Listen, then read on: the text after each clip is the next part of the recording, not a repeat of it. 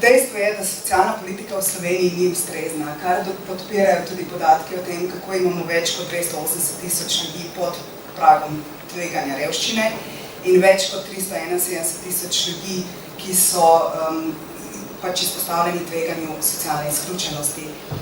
Tukaj govorim tudi o revnih zaposlenih. Skratka, poleg tega, da imamo na eni strani osebe, ki prejemajo denarno socialno pomoč, v pobudi EMIN vključujemo in govorimo tudi o tistih osebah, ki so kakorkoli imajo izkušnje revščine, se pravi revne zaposlene, revne upokojence in upokojenke. Hkrati imamo cel kup mladih brezposelnih, starejših brezposelnih, ki so dolgotrajno in težje zaposljivi in bojo žal verjetno tako tudi ostali. Seveda govorimo o družinah z več otroki, o materah samohranilkah, o očetih samohranilcih, o brezdomnicih, torej osebah, ki celo nimajo strehe nad glavo, hendikapiranih osebah z izkušnjo revščine in tako naprej, lahko bi še naštevala. V tem smislu smo postavili stvari v širši kontekst in ne zgolj na osebe, ki prejemajo denarno socialno pomoč in seveda tudi niso same krive za to. Zastrašujoč je tudi podatek Evropske komisije, ki govori o tem, da je v Evropski uniji v obdobju med 2008 in 2013 le ena izmed 8 oseb dobi tako imenovano varno zaposlitev, se pravi zaposlitev za nedoločen čas in pa za polni delovni čas. Zato je pomembno problematizirati razmerja med spremembami socialnih, družinskih politik, trga dela, revščino in socialno izključenostjo hkrati. Da ne gledamo samo skozi en segment in to je tudi eden od namenov celotne pobude, se pravi povezovanje različnih akterjev, ki se bojujejo na posameznih področjih za posamezne skupine ljudi, ampak hkrati tudi te sile združiti in tudi vključevati posredno v vplivanje na to, kakšne politike bomo imeli in v kakšnih okoliščinah bomo živeli tudi same osebe z izkušnjo revščine, kajti prav oni imajo največ izkušenj in znanja o tem, kaj zares potrebujejo in kaj bi jim res pripomoglo k bolj dostojnemu življenju.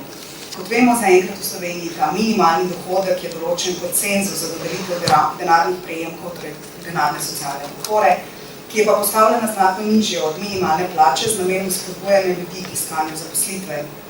In kot vemo, je tudi minimalna plača v Sloveniji le malenkost nad določenim pragom tveganja revščine in tako ne more zagotavljati dostojnega življenja, temveč prej dodatno ustvarja revne zaposlene.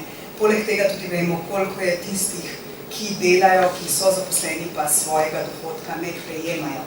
Še več, vse bolj postaja razširjena prekarizacija dela, ki ne zajema le oseb, torej tistih, ki imajo pogodbo za določen čas, ampak je potrebno upoštevati tudi elemente za kvaliteto posameznega delovnega mesta. Se pravi, čas, ki ga preživijo ljudje na delovnem času, višina dohodka za upravljeno delo, delež plačanih socialnih prispevkov strani delodajalcev, tudi to vemo, da je čedalje več odkrivanj tega, da se ne plačuje, dostop do izobraževanja, kontrola nad delovnimi pogoji, možnosti usklajevanja dela in družine in tako naprej. Zdi se, da tudi pri možnostih usklajevanja dela in družine seveda gre za en določen segment ljudi, torej zaposlenih in zaposlenih, vse bolj tistih, ki imajo skrbstvene skrbi za otroke. Vemo pa, da se tudi Slovenija v tem smislu stara in da imamo čedalje več ljudi, ki potrebujejo oskrbo na domu, torej skrbstveno delo, ki upravljajo na domu in v tem smislu je potrebno upoštevati usklajevanje za vse skrbstvenimi obveznosti oziroma še več, glede na vse ostale aktivnosti. Mislim, da ker živimo čedalje bolj norih časih, je potrebno usklajevanje zahtevati za vse zaposlene.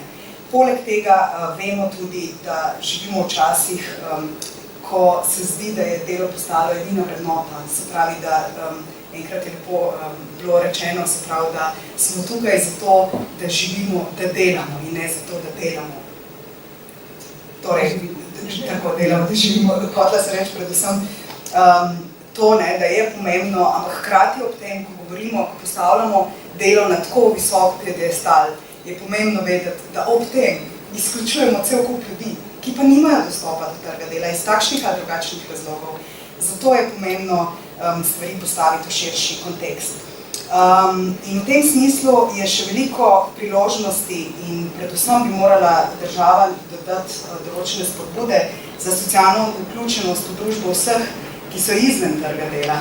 Pomembno bi bilo vzpostaviti podporne mreže za različne nenazadne prostovoljske aktivnosti ali pa delno plačane aktivnosti, torej preusmeritev obstoječega denarja za to vrstne aktivnosti, ki dajo potem ljudem nek pozitiven občutek prispevka in sodelovanja v širši družbi. Nenazadne, včasih so stvari lahko zelo enostavne. V Italiji starejše ljudi vključujejo v to, da pred šolami usmerjajo promet. Skratka, imajo nek občutek koristnosti v družbi, hkrati pa se ne počutijo v tem smislu totalno izolirane. In nekatere stvari bi bilo možno vsaj v nekem segmentu urediti zelo preprosto, ampak je seveda potrebno veliko več stvari za to, da se to zgodi. Po drugi strani pa imamo ljudi, ki prejemajo denarno socialno podporo in pogosto obstanejo v okoljih socialne izključenosti, stigmatizacije in revščine. Bilo je že omenjeno, da gospodarska rast in naraščanje stopnje zaposlenosti sta ključna pokazatelja, da je gospodarska in ekonomska kriza že za nami. Ampak hkrati podatki o stopnji revščine in o naraščanju deleža revščine zaposlenih v prekarizaciji trga dela in negotovih zaposlitvah ter negativnih posledicah za zdravje kažejo povsem drugačno podobo. In nenazadnje vemo, da gospodarska rast še ni omogočila dostopa do najrevnejših, do najšibkejših in nihče si ne zasluži manj, medtem ko pridobimo lahko vsi. In zato je ta kampanja o ustreznih shemah minimalnih dohodkov, ki temeljijo na osnovnih temeljnih človekovih pravicah vseh državljanov in državljank, tako zelo pomembna. Ustrezen minimalni dohodek je torej tisti, ki je nujen za dostojno življenje in vključenost v družbo. Kampanja hkrati temelji na zavezi držav članic postopnemu uresničevanju ustreznih, dostopnih in vključevanih shem minimalnih dohodkov v okviru celovitih sistemov socialnega varstva. Za zagotavljanje finančne trajnosti je tako potrebno nasloviti davčno pravičnost in redistribucijo sredstev. Razlogov, zakaj so ustrezne sheme minimalnih dohodkov dobre za vse ljudi in za celotno družbo, je seveda ogromno. Med drugim zagotavljajo, da lahko ljudje, ki jih potrebujejo, ostanejo aktivni v družbi, omogočajo ponovno vključitev na trg dela in omogočajo v tem smislu kvalitetno in dostojno življenje.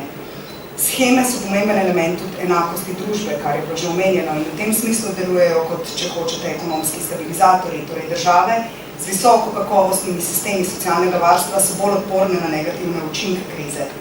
Poleg tega zmanjšujejo škodljive posledice neenakosti, ki spodjedajo socialno kohezijo družbe in povezanost. Ta individualizacija, v kateri živimo danes, je še bolj potrebuje, da rečem, to medsebojno povezovanje in zavezništvo, o katerem govorimo. Ker pa seveda problem revščine in socialne izključenosti ni samo problem Slovenije, ampak vseh držav EU, je bila leta 1990 že ustanovljena Evropska mreža za boj proti revščini in Slovenija več let kot edina izmed držav EU ni imela svojega predstavnika. Nek poskus je bil leta 2010-2011, ampak iz neznanih razlogov skratka ni zaživel, zdaj je ponovna priložnost za to in v tem smislu so lani povabili Mirovni inštitut z namenom povezovanja vseh akterjev, ki delujejo v tem smislu čim širšem spektru delovanja. Torej, Evropska mreža za boj proti revščini je največja evropska mreža, tako nacionalnih, regionalnih, lokalnih mrež, vključno z nevladnimi organizacijami in skupinami, ki delujejo na področju boja proti revščini in socialne izključenosti. Zavedamo se, da v teh dneh ne bomo odpravili vzrokov revščine in zavedamo se, da je potrebno veliko več napora kot to, ampak vendarle se nam je zdelo pomembno, da naredimo nek korak k temu, da se vsaj en delček prispevamo kamenček v mozaik celotne družbe in izboljšanje družbe, se pravi, tudi vam ni vseeno. Zato sem prepričana, da pravično družbo in dostojno življenje vseh lahko dosežemo le s skupnimi močmi in s podporo aktivnega delovanja ljudi iz različnih spektrov delovanja. Zato si želim in hvala vsem, ki boste prispevali k kvalitetnejši prihodnosti do vse. Hvala.